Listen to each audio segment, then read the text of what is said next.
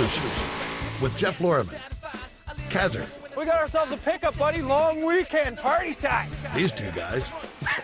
And nobody knows better than sucking than my partner, Peter. Oh, nice. The man who wrote the book on the 4.6 mod motor, Sean Hyland.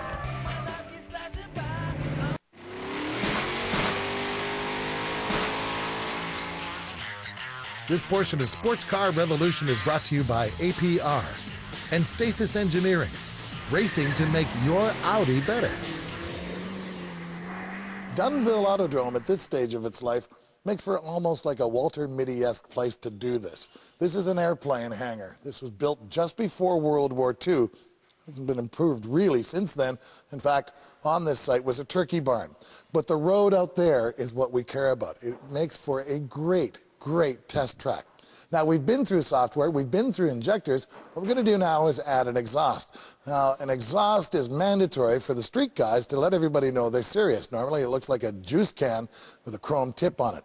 This is a highly engineered exhaust. APR says that we're going to make 12 horsepower with it.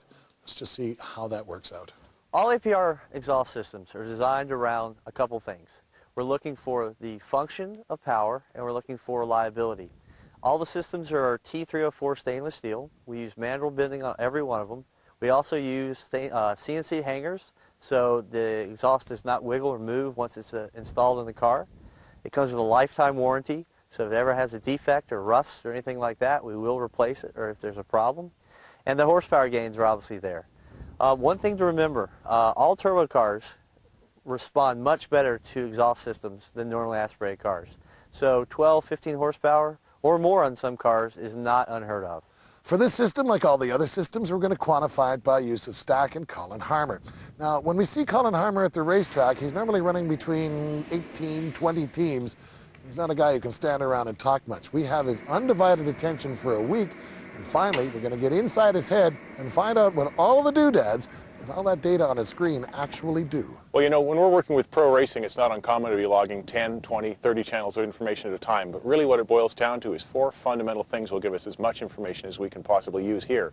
That's engine speed, vehicle speed, lateral G, and longitudinal G.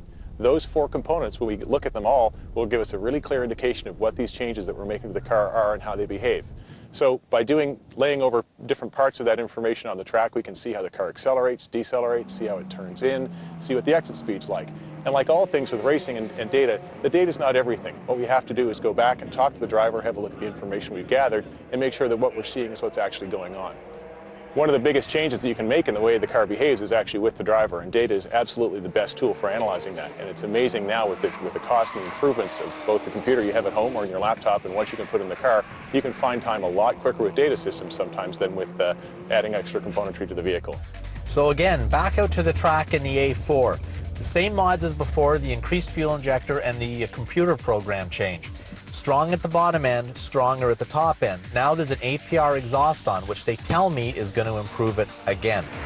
Let's see. Well, definitely a throatier sound. It's about another $1,000 or about $1,900 or so into this project. And everything we've done has actually worked. It's made the car extremely enjoyable. These modifications alone make the car worth the money.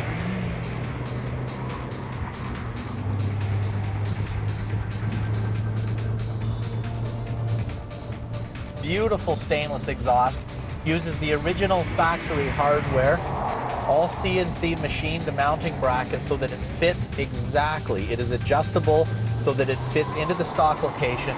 No rubbing, no banging, perfect fit. Time to head back in with the car now so they can continue the upgrades. Let's see what they've got next. You know, I've been so critical over the years of the juice can muffler syndrome. I just don't see any point of having something huge and hanging down just to let everybody know that you've got a performance exhaust. The tuner boys seem to want you to be able to see that. This understated system, as it presents itself at the back of the car, looks rather adult.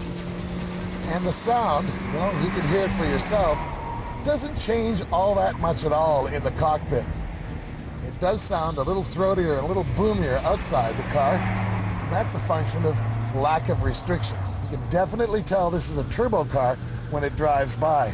With software, with injectors, and now with exhaust, we've got ourselves an A4 that makes all kinds of power. But the professional drivers agree, even some of the journalists that we've had drive this car agree, that now we're starting to see the weak link. Now we're starting to need brakes more. We're going to need to flatten out this car if we're going to improve its potential. From this point on, we're going to start exploring that. Stay with us on the A4 project on Sports Car Revolution.